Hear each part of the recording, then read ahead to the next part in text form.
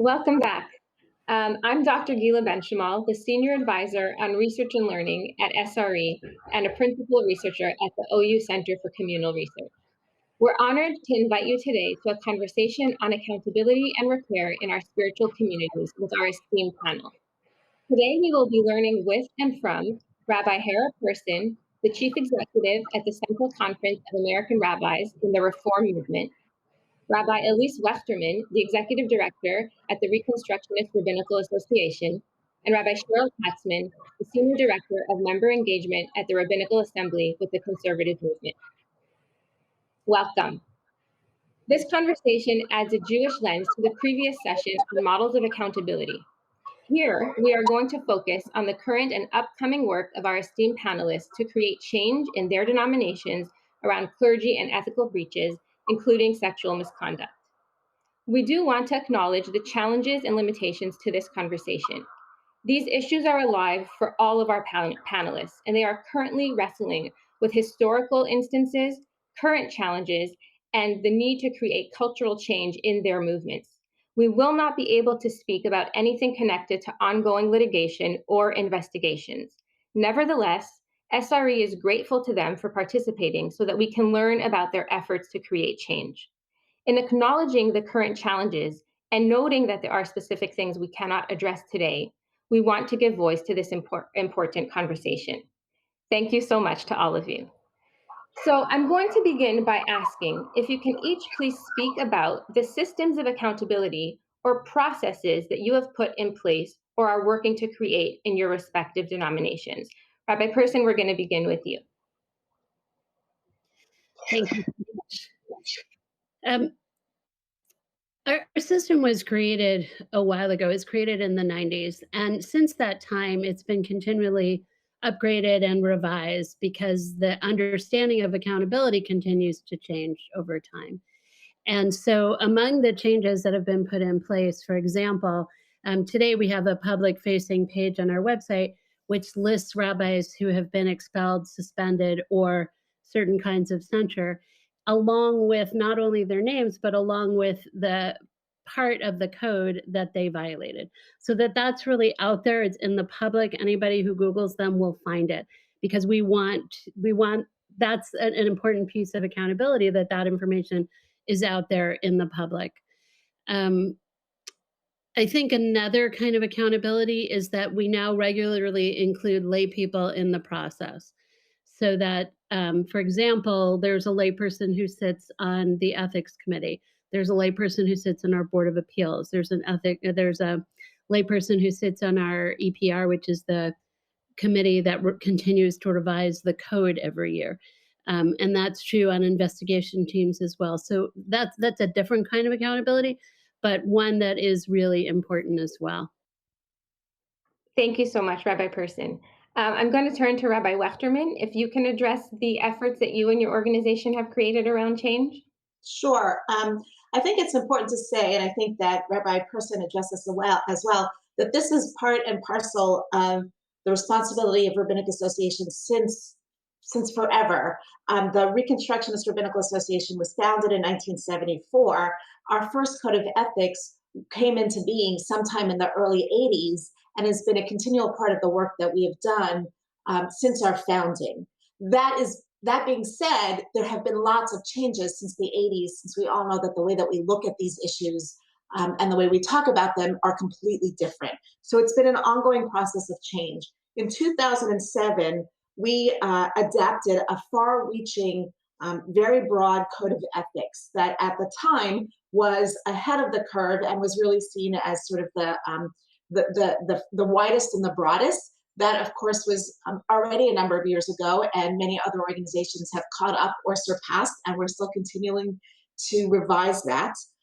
In addition, in the past 4 years, we've put a number of things in place, similar to what Rabbi Person has mentioned. We have an outward-facing page on our website that shares our code of ethics, our procedures for enforcement, as well as the names and sections of the code that have been violated of those rabbis that have been found in violation of the code.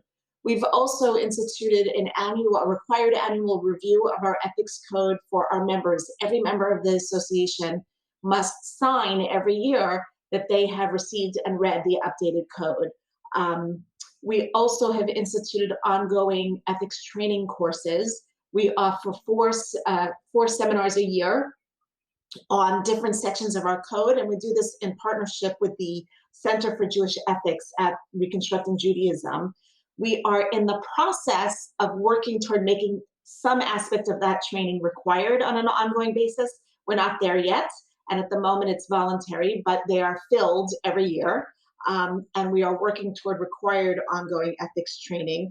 And we've also put into place a regular course of meeting and training for our ethics committee members. It used to be the case that the ethics committee came together when they had a case, and that was it. And now we've decided that they need to meet regularly, need to meet as a body, need to study together and learn together in an ongoing way, and be better prepared for when a case comes their way. I'll also say that I have taken a particular interest in working across denominations with my colleagues here and others to recognize that this is not something that can be taken on wholly by one rabbinic association, nor do I think it relies solely with rabbinic associations alone, that this is actually something that needs to be embedded and part of the broader community. And so we have begun working in ways to build partnerships, to build conversations, to build relationships, to open this process, to embed it in the broader community structures that we're all a part of. Thank you so much for making that link between clergy accountability and communal accountability. Rabbi Katzman, can you talk a little bit about you and your denomination's work? Yeah, so first I just want to acknowledge how grateful I feel to be in this community. I came into my current job and into this role July 1 of 2020 and immediately felt welcomed into this conversation. And I'm really, really grateful for that. The Rabbinical Assembly is now beginning a process of actually revising our code of conduct, our policies and procedures. We're for sure grateful to SRE Network for helping us to make that happen. And we're working with Sacred Spaces to do an external audit of our internal policies and procedures. And what I would say is part of that comes from, as both of my colleagues have just said, right, our ability of our ethics committees to really look at ourselves, look at our work, noticing where we have places that we're not clear enough in our code of conduct, where we're not addressing new learning in society. And so all of those things, even as I say that we're starting this process, we're engaged in a 2-year process. And that process is to do an inventory, to do a revision, and then to have oversight on our implementation to make sure we're doing trainings and so that we're working in, to make sure that we're implementing with fidelity. But what I don't want people to leave with, not on the RA side or anywhere, is to think that when we're done with this process, that we're finished. We have also started having our ethics committee meet every month. That started this year. It's both learning that we're doing, and it's also to be able to be more responsive in a timelier manner. Thank you so much. From what I'm hearing from everyone so far and what I'm appreciative about, is the naming of names, which has been difficult in Jewish communities and in clergy institutions, recognition of the history of where this work has begun, and that you are standing on the shoulders of others that came before you, having to correct some things, but also being able to honor those things.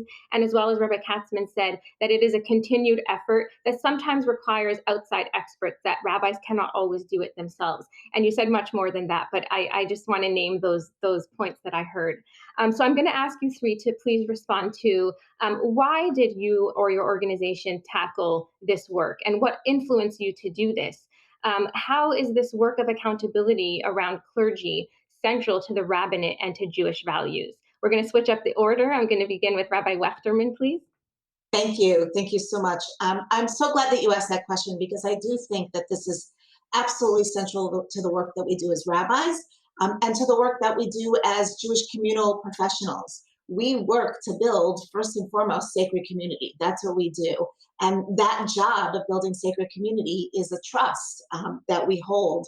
And we know that the words that we use to describe our communities are things like ritot, covenant, kedosha, holiness. These words are important, but they can only be actualized if we are absolutely clear about the expectations of safety, of respect, of dignity to everyone who comes across us, and we hold each other accountable to those values and to those definitions that are so important.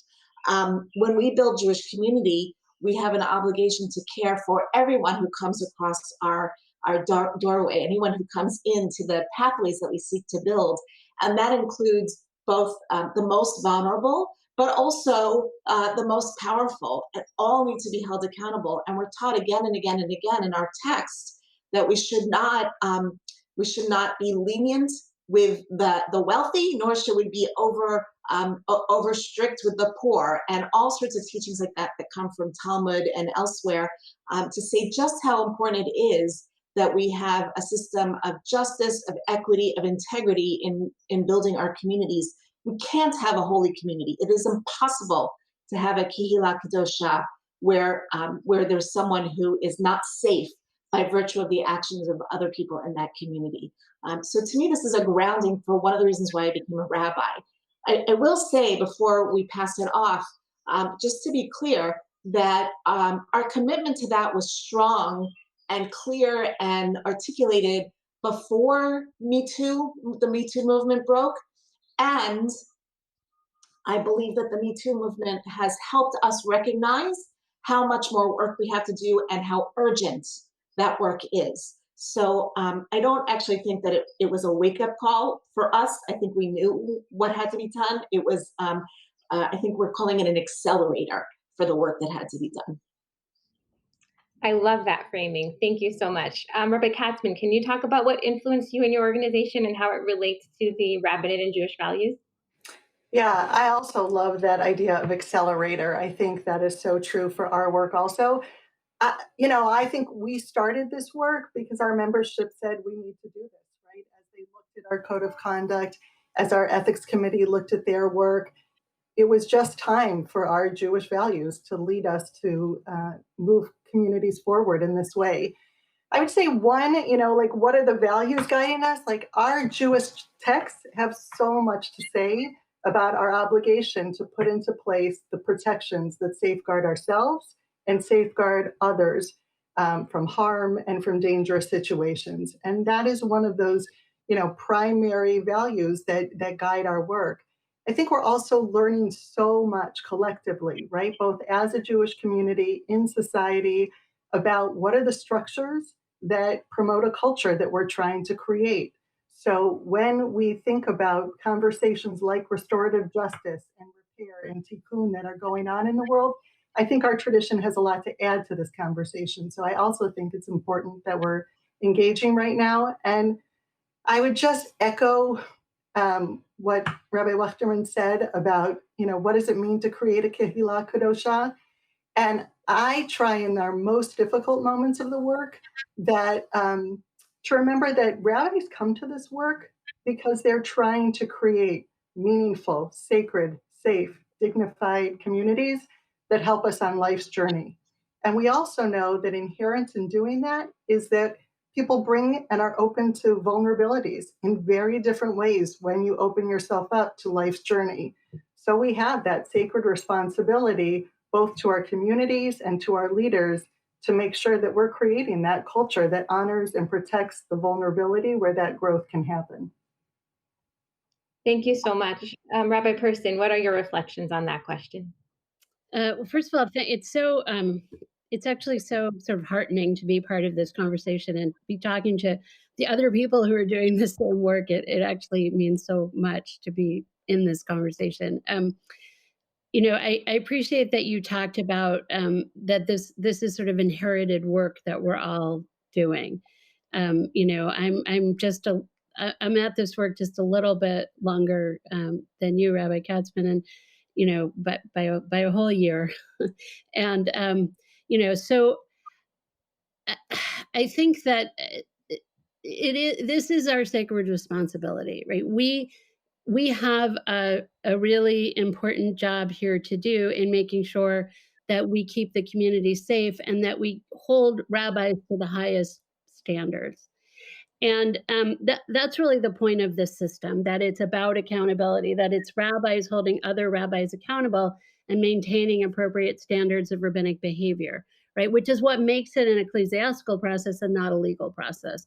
Because a lot of what we deal with is not illegal, or really almost none of what we deal with is illegal, because if it's illegal, that's a totally different process, right? So, but it is unethical, right? It's not appropriate behavior for a rabbi. And so, it's really, really complex work. And what I can say about our system right now is that it's being done by dedicated volunteers who spend a tremendous amount of their personal time on this. It's very draining. It's very hard. And, I share that. I'm sure you do too. This work is, depressing, demoralizing, upsetting. We see the real underbelly of the rabbinate and of the Jewish community. We see the worst in our colleagues at moments, and also the best in our colleagues too. And but it's really, really hard. And at least in our system, what I can say is that, like Rabbi Wechterman said, this work has been going on, and the need for it was clear way before Me Too. But one of the impacts of Me Too is just the huge volume of complaints, many of which are historic, that have come, because the shame around it isn't there anymore in that same way. And so it's hugely taxing to our volunteers, and efficiency is a concern. So, I think for me, when I came into this role, it was really clear to me from the start that we needed to rethink the system. We needed to revamp the system. Hearing stories from rabbis who themselves have been victims of misconduct, both by lay people, which doesn't go through our system, but is still a reality that we have to grapple with, and listening to and reading accounts of victims of rabbis, as well as all the conversations going on with volunteers who are part of the system. It just became clear that changes were necessary. If we wanted to uphold the highest standards, and really uphold that value of sacred community, we needed to rethink pieces of our system. And so I committed to this work right from the start. And I spoke to the board, who were all behind us, and we had already made this big announcement and commitment to do this serious sort of audit and assessment work of our system. And I'm so grateful for my board's backing and for just really our organization's backing as a whole, because this is at the heart of so many of our values, and we've got to be able to constantly revise and rethink and be as good and as strong as we can be and really protect the community. So I even though this is a hard moment, I welcome the challenge, because it's work that we need to do if we really, believe in the things we say we believe in, which I do. This is the job in front of us today. Thank you so much. What I'm hearing from all three of you is that not only is being a rabbi sacred and holy work, but the work of accountability is also sacred and holy work, and it goes hand in hand. I'm also hearing about the dual responsibility that your denominations each have to support rabbis who may be harmed and to support community members who may have been harmed by rabbis. And I imagine that dual role can be quite difficult. And then finally, I'm hearing that there are gifts. There is the gift of the Me Too movement, not because it was new, but because of what it allowed us to do and what it revealed. But there are challenges as well, which Rabbi Person just spoke about. And so my final question to you is exactly about that. What are the challenges and opportunities you have encountered around accountability? And if you can speak about both or just one, if that's what you have been seeing. So we're going to begin with Rabbi Katzman again. So what are the challenges and opportunities around accountability that you're finding? So I want to echo that challenge of the dual roles. And I don't even know if it's dual or if it's multiple roles, right, that our ethics committees play. The first is clear, right? It's the protecting of individuals and communities from unethical behavior by rabbis. The second then is also protecting the reputation of the rabbinate, right? When somebody goes to hire an RA, a rabbinical assembly rabbi, I want them to feel that they can trust that person coming into their community, that they're living up to a certain standard. And that's what our code of ethics and the fact that everybody signs it is hopefully what that is in place to do. And the last place is this, moment where we have an investigation and it shows that an accusation is not in violation of our code. And how do we hold the reputation of that particular rabbi intact through all of this? So I think the complexity of that role is very real.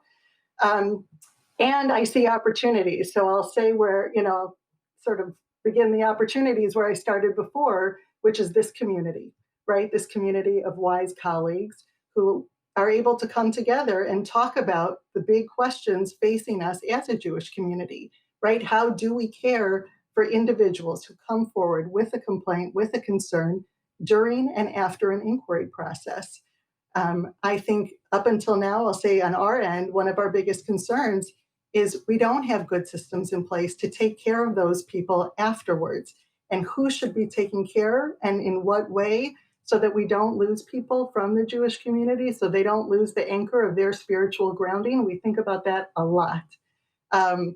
What are the, the structures that we should be putting in to help promote that healing and repair? I think those are really important questions for us to answer.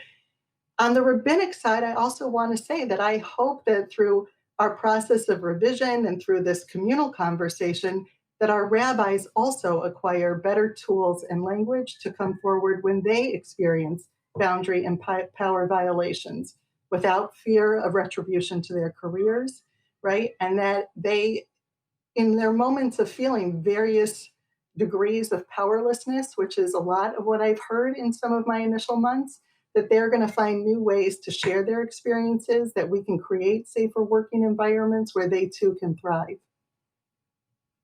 Thank you so much, Rabbi Katzman, and especially for centering the concerns of those who have been harmed, both during and after, especially in the aftercare role. Rabbi Person, you sort of touched on this a little bit in your prior response, but is there anything else you want to add about opportunities and challenges in this work? Yeah, I think one of the things that I'm struggling with is language. I think that language gets, sort of terminology gets thrown around, in a well-meaning way, but in a way that I think sometimes actually creates kind of further problematics in these scenarios. And part of that has to do with a lack of precision. Like words get conflated. So, sexual abuse, predatory behavior, sexual harassment, biased behavior are not all the same thing. And, or gatekeeper or so on. They're all problematic behavior. They're all behavior that we need to deal with and, look for ways to make people accountable who are engaging in those behaviors, but they're not the same. And I think that conflation, it can be dangerous because it sort of dilutes the conversation. Somebody who's a gatekeeper or engages in bias-based behavior is not necessarily a sexual predator. So I worry about that we, that the sort of collective conversation throws around words. I mean, these are important words that have real meaning to them, but I get worried with the lack of precision. So that's, I think, one of the issues. It gets in the way of us being able to really work on the issues. So that's one concern. I think also, and we've talked about this, that I think it's also important to remember that there's a broader context for all of this work. And, we're living in a moment where, every sector of society, every kind of organization, institution is dealing with these issues, which is not to say they don't matter. They matter hugely. But it is a kind of global moment of reckoning.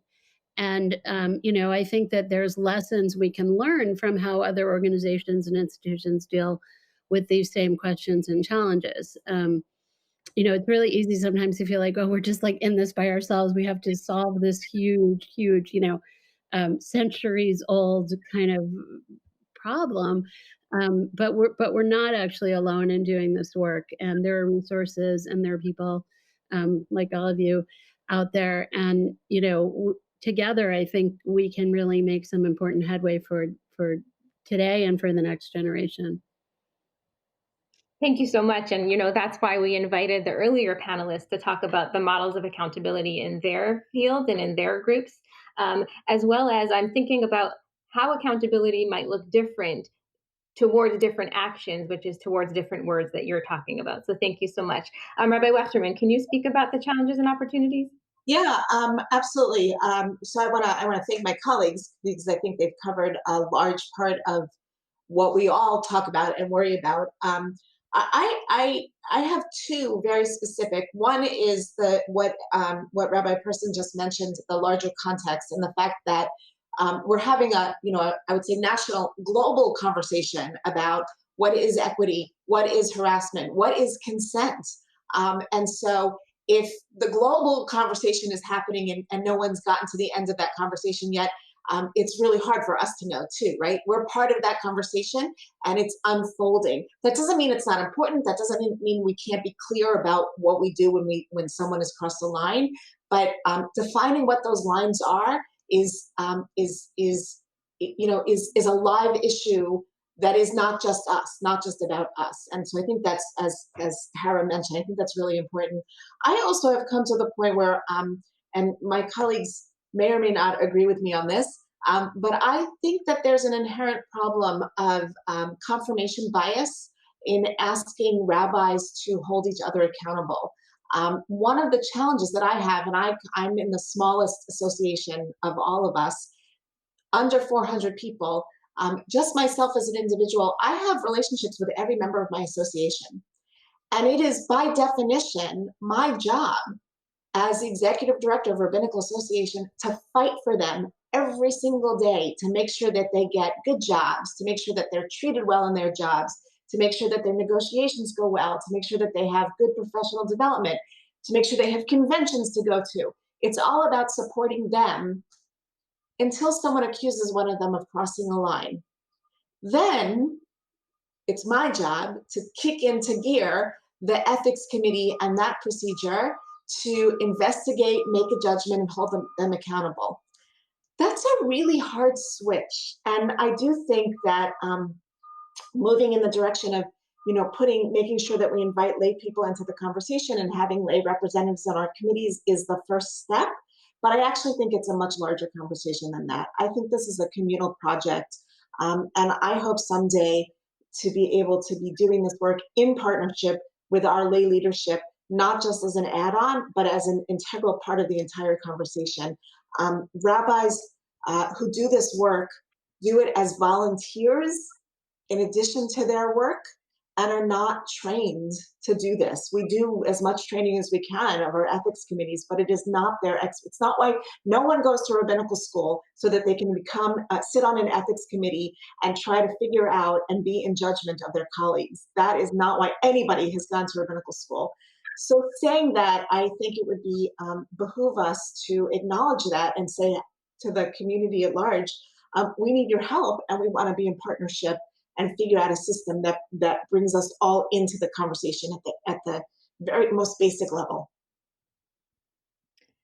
Thank you so much. I am in awe of the work you are doing, and I am so grateful to be in conversation with you. And thank you for being with us here today and allowing us to learn from you.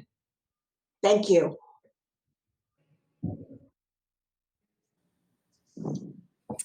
Hi, everyone. Thank you, Rabbis. It's good to be with you again. And everybody who's watching, we are ready now to be taking some questions. We do have a few already coming in, but this is the time for you to submit your questions, and whether it's for a specific one of our rabbis or if it's for everybody to answer, I will address it with them. I did want to share that if you scroll to the bottom of the screen in which you're watching this presentation, you will see that SRE has put together some sources on accountability and repair, taken from the research on restorative justice, transformative justice, community accountability, and the work of Maimonides on Teshuvah. And we've put together a set of questions and steps for those who have harmed to consider, as well as questions and steps for community members and communities to consider when trying to address and repair the harm. So we hope that you find this a useful resource. So panelists, esteemed rabbis, I'm going to start with following up on the previous session on models of accountability in different communities. And I wanted to ask if, based on what you heard from the prior session, is there something you want to respond to or something you heard that you hope that we can bring into the work that you are doing with your respective denominations? Go ahead. What I heard all of those previous speakers say, by the way, thank you for that panel. It was really wonderful. It was very meaningful to hear about the work that they're doing in such diverse spaces. What I heard over and over again was how all three talked about community, the centrality of community as a whole. And I just want to lift that up. I think we are all very clear about that, but I want to lift it up again and again and again, that we're not talking about procedures that are about person who has committed harm, person who's been harmed, and one or person or committee of people in a room, right? That no longer exists. There may be a time where there has to be something that happens like that, but that the entire thing takes place in the context of much larger community conversations, and all three of them spoke about that. And I just want to reiterate that we are understanding that in deep ways and underscoring that and looking to create those communal mechanisms here as well. Thank you. I would say one of the things of the many things I appreciated was the structure of accountability and how to think about accountability. So, giving the structures of prevention, education, policy and legislation, healing and trauma. And I think in each of those, they raise for me a question, maybe more than, and maybe a challenge to our community. To piggyback on what Rabbi Wechterman talked about in terms of community, thinking about, I know I spoke before about how we help individuals. What does it mean to help communities in a moment of trauma, right? So are we sending in a crisis response team? And I hadn't thought about that before, but who's supporting the community during these moments? The other thing I really appreciated is, maybe it's the teacher in me, 20 years in the day school, I'm quick to take my red pen and I'm quick to say what we have done wrong. And I appreciated the moment to remember the values and the good work that all of us are standing on, and what is it that we need to hold on to. And that was really powerful to me too.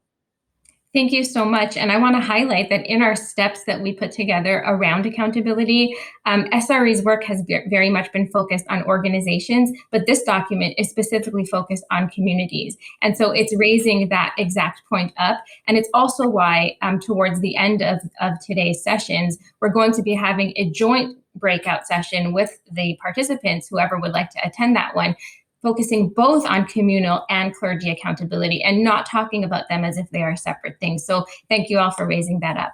Rabbi Person, did you want to respond to this earlier session?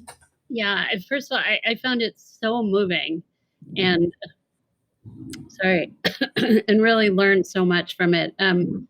So, still trying to sort of process so much of what I heard and learned, but I loved the idea of like the changing cultural norms piece, right? That this is really work that needs to go much deeper and sort of undergird so much of the work, that it's not just like coming in and saying, okay, there's this thing that has to get fixed and this thing that has to get fixed, but that really it's this much deeper project of changing communal norms, so that it's really understood in sort of every sector of a community, and that it really impacts on how everybody acts and interacts, that people know what expectations are properly, what really is not okay, what to do when something's not okay, how to speak out about it without fear or shame. I thought that was really, really, really powerful.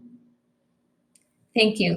So we're going to turn to some of the questions that are coming in. So the first question, Per Rabbi Wechterman's comment on communal engagement, how do we streamline engagement with synagogue leadership on a wide scale in committing to the work? Resources exist now through Ta'amod and other SRE grantees, but accessing funds, getting buy-in, and engagement is a full-time job. So how do you all think the rabbinical associations can help around collaborating with these resources? That is a great question.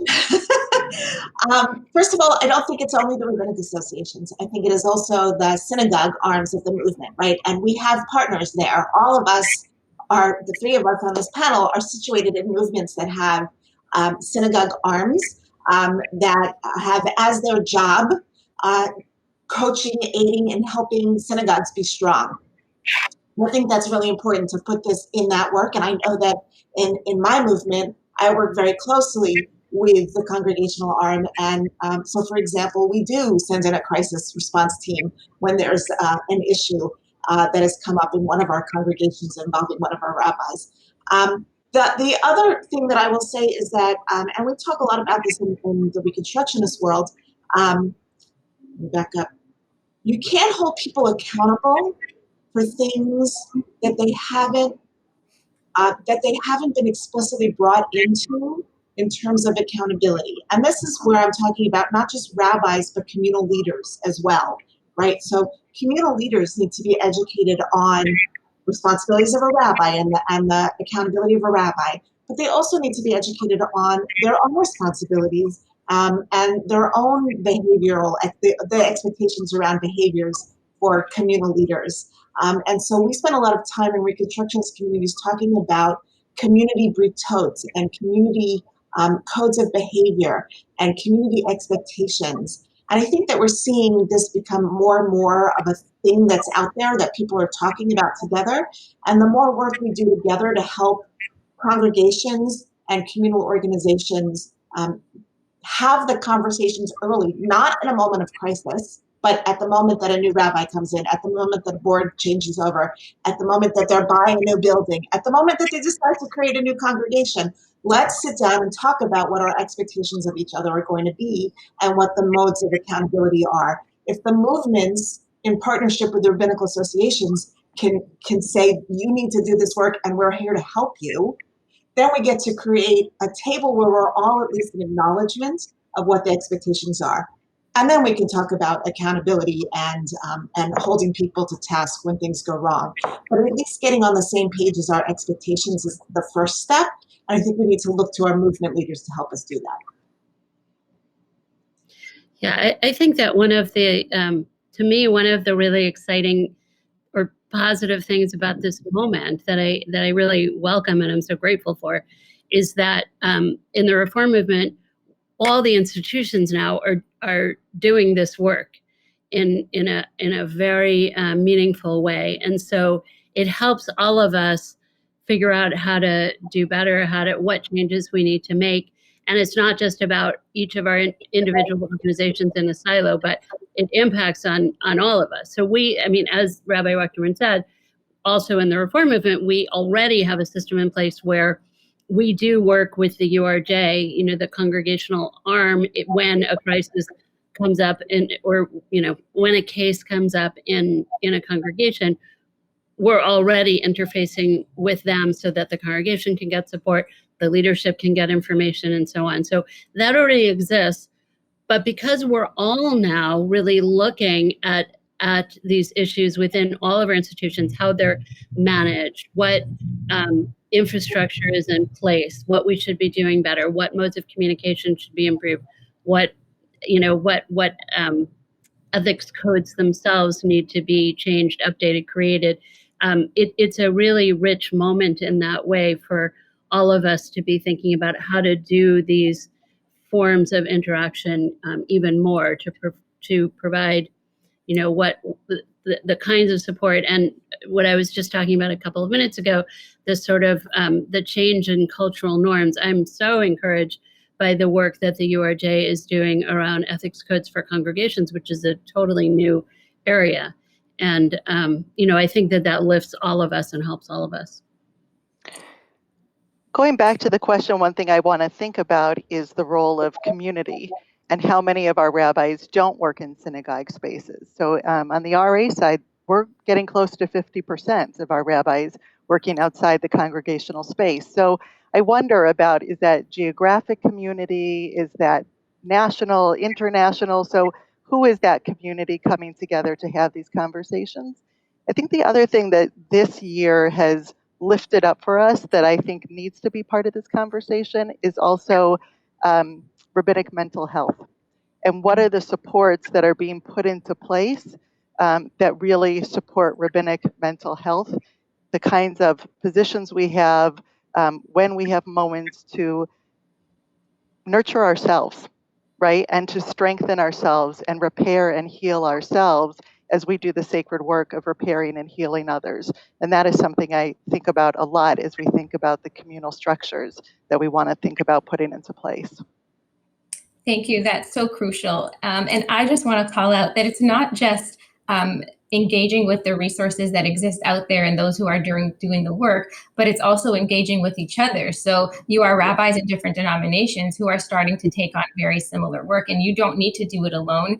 And what was really amazing to me is when we recorded our panel, at the end of that, you all said, you know, we're going to start meeting about this. Not that you weren't up until now, but we're going to start meeting more regularly about that. And it brought me back to the first SRE convening where Rabbi Wechterman got up and talked about what she was doing in the Reconstructionist movement and what they were doing there. And how can we do this, you know, more holistically with other groups? And here we are today. So it's also helping each other to do that work so that we're not doing it alone. And you know, to answer Robert Banks' question from the last panel, for me, that gives me a lot of hope to have watched that happen. So thank you for doing this.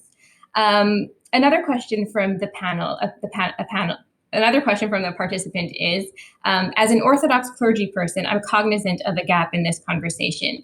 As you discuss this collaboration, is this also happening with your colleagues in the Orthodox world? So I want to let you all respond. And then as a member of the Orthodox world, I then want to speak about what this was an impetus for me to go on and do after we recorded. So go ahead.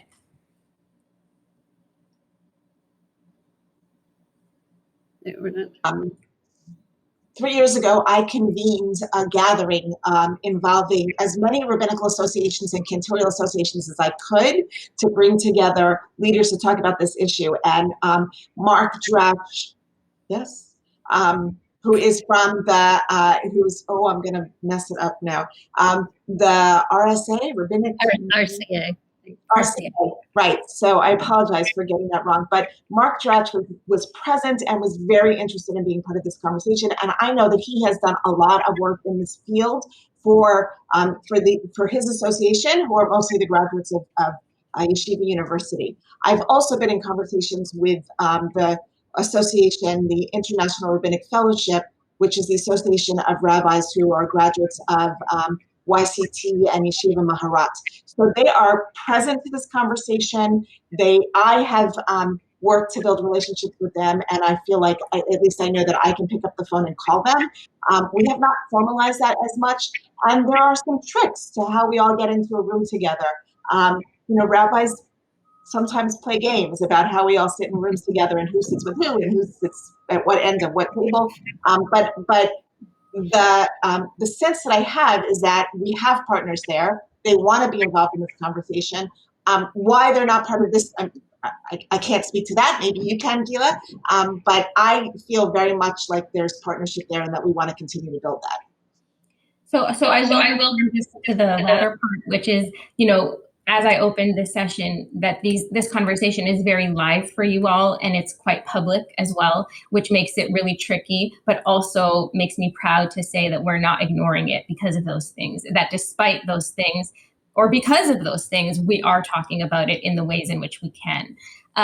There was a time where this was also very live and very public for the Orthodox community, and there were some high-profile rabbis, especially around conversions, that were crossing major ethical boundaries. And so there was a discussion then, and there were some ethical renovations, let's just say, to processes. And that has not necessarily stopped, but it has not been part of the SRE conversation. And those conversations have been happening separately. But after we recorded, I was very motivated to say, this is my community. I live in the Orthodox world, and why is there no Orthodox conversation happening publicly about that? And so I'm doing my part to see, what change we can create there, because this is not a conversation that should just be happening in one denomination, and we see that it's not, and there is no reason for the Orthodox community to be left out of this conversation. Do Rabbi Person or Rabbi Katzman, do you have anything to add around your colleagues in the Orthodox world? Okay. So another question I wanted to ask is, we spoke about the work that you're hoping to create and not being quite sure of what's going to come of it, but the process on which you're on. So I'm wondering if you could talk about the impact that you hope the work will have. So if you can look forward in 1 to 2 years from now, what do you imagine? What do you hope for your denominations?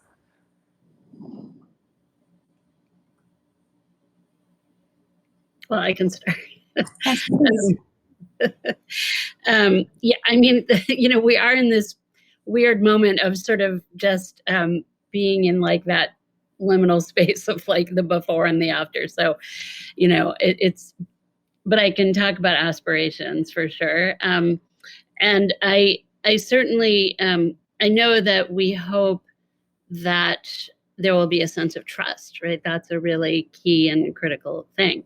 That there will be sort of a general sense of trust in our system and the policies and processes that are part of the system, as well as the people who are part of the system. So I think that is one aspect of it. I think also making changes, but some of it's making changes, and some of it is really sort of communicating about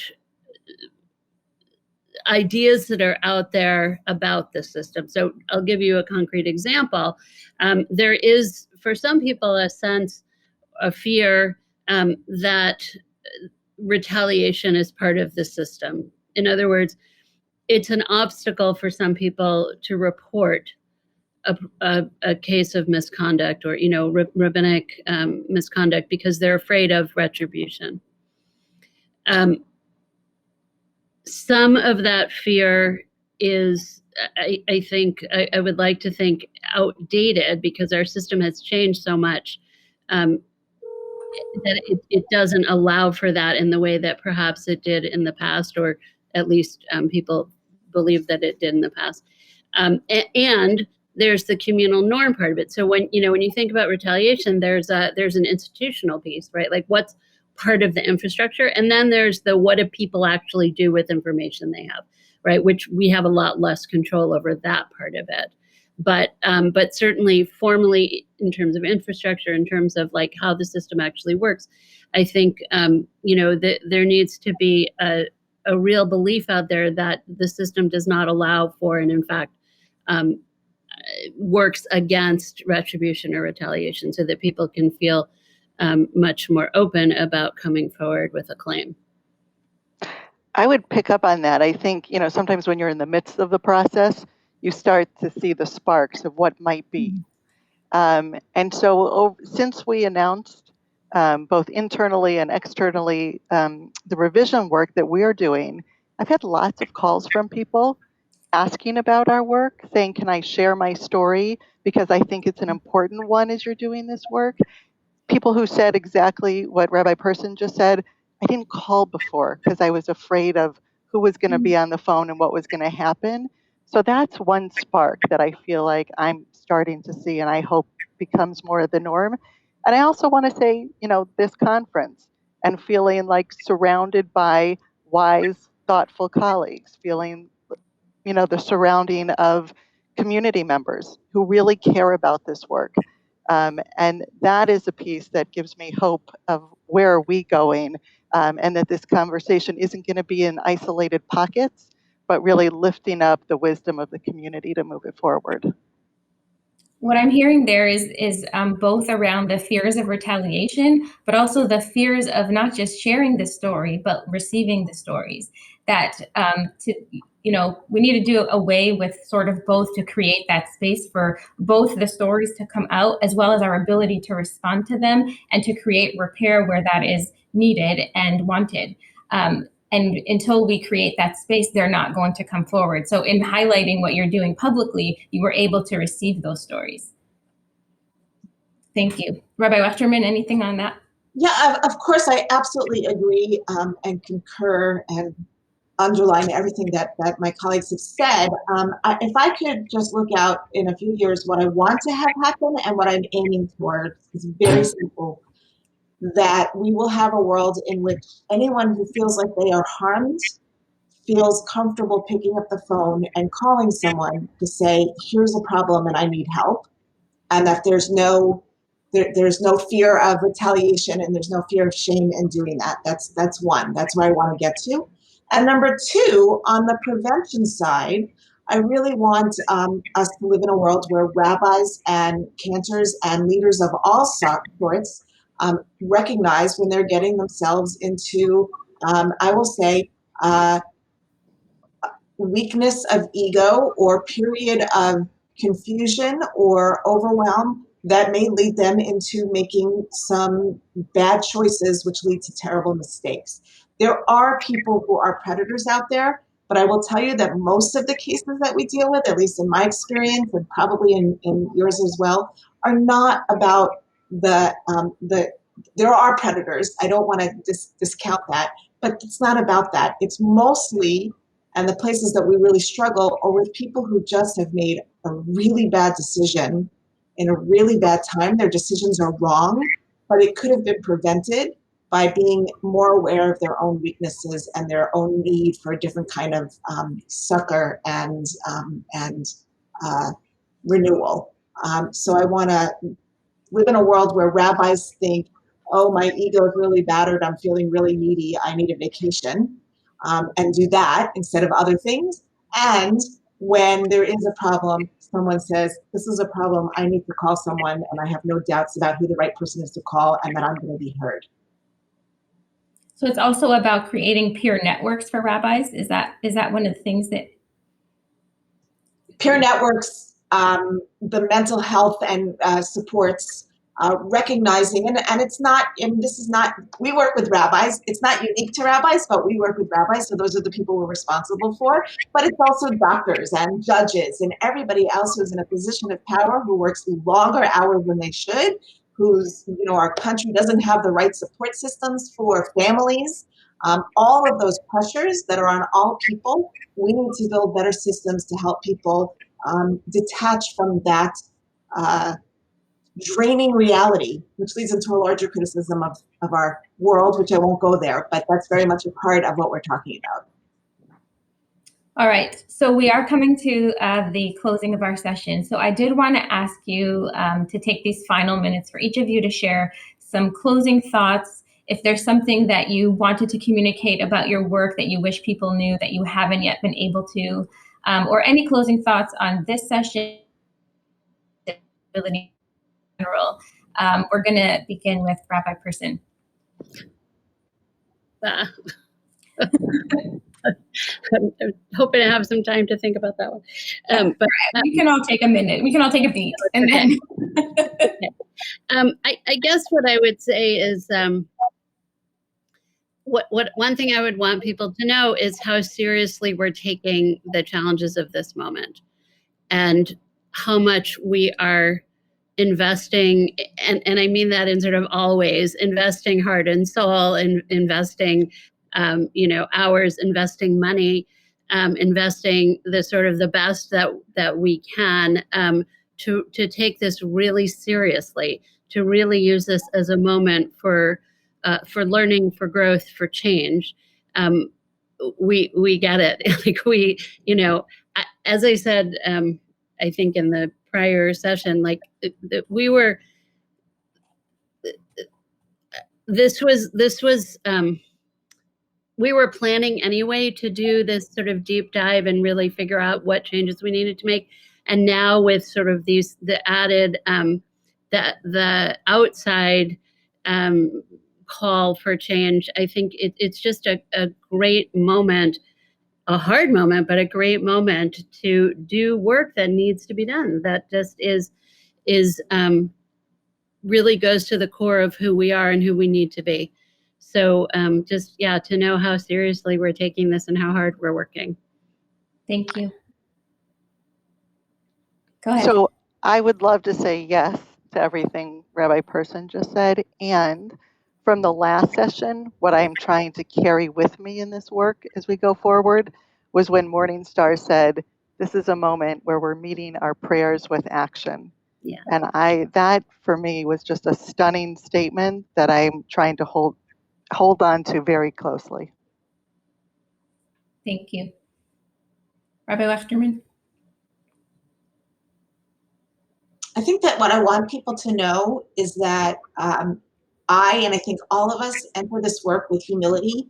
I don't actually think that I know the answers. I begin to see a path, but I don't know the answers. And so what I want to say is that that leaves me open to